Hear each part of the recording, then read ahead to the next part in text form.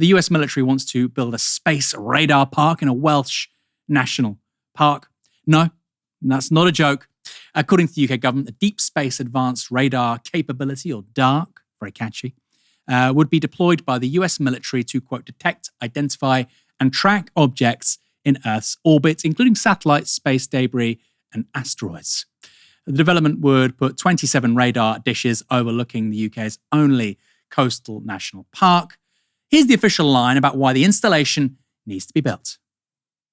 The UK National Space Operations Centre protects space and Earth 24 hours a day, 7 days a week, 365 days a year.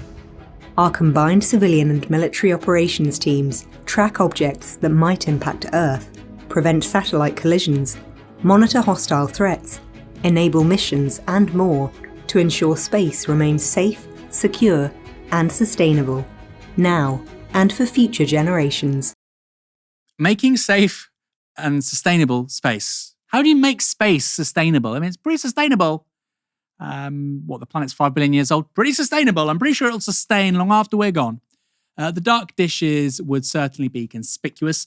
They measure 20 meters high and 15 meters wide. The program is part of the trilateral AUKUS security partnership with the United States and Australia, both the governments of those countries, with both the US and Australia also hosting similar sites to DARC in response to possible threats from bad countries. You know where I'm talking about: Russia, China, Iran, though I don't know quite what Iran is going to do. In any case, when this was announced in December 2023, then Defence Secretary Grant Shapps said tracking activity in, quote, deep space would help the UK protect itself from space warfare. The MOD has said radars would enable nations to identify objects up to 22,000 miles from Earth. The science is certainly inspiring. The application's less so. The good people of Pembrokeshire aren't having it, though, because more than 17,000 people have signed a petition opposing the development. No radar, they say. This is not your typical NIMBYism about pylons ruining your view or trains obstructing a bat getting home before anyone gets angry. I love bats. Maybe not £100 million worth of love, but I do love bats. But these are really high stakes, joking aside. After all, campaigners are concerned about their security. The development would put local residents in the unenviable position of living next door to a potential military target, the front line of United States space defense. Russia has 5,000 nuclear-tipped missiles. And of course, nobody sensible wants to be a candidate for one of those. There are already certain targets you can imagine: Faslane, Aldershot, Westminster, Portsmouth, maybe Camberley, maybe Hereford. Now add Pembrokeshire to the list. Besides that, campaigners are concerned about dangerous levels of radiation from the system, despite the MOD claiming that it is not hazardous to health. Why take the risk, I guess? Today, an early day motion calling to scrap the development is being tabled in Westminster by Plaid Cymru MP Liz Saville Roberts. Dan, as a Welshman, what do you think of rural Wales being on the front line of a space war between the US and China? Well, actually, Aaron, there's a long history of this, Welsh land being used for the British military-industrial complex. 1940, Epynt, which is a community in Powys, basically got forcibly cleared for a military site. The residents were never allowed to go back.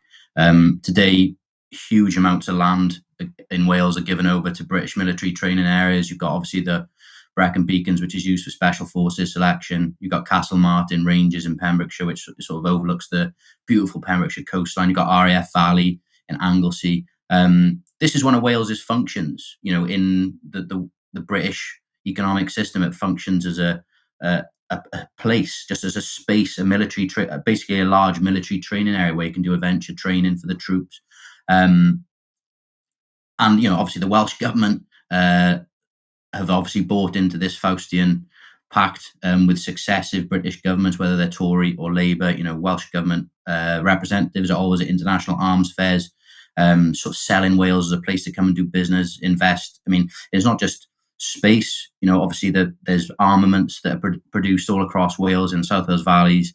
So it's really part of a long and terrible tradition of sort of using Wales's topography for the British military, and obviously it leaves it. And there's drones obviously in West Wales as well. So obviously I'm opposed to it. The residents are right to reject it. It makes as a target, dangerous radiation. Well, they should put it in London. That's it. Put on But they to won't. number 10 Downing Street. No, of course they won't. Of course they won't. They'll give some pseudo-scientific reason. They could put it in, the Surrey Hills or something, right? Presumably.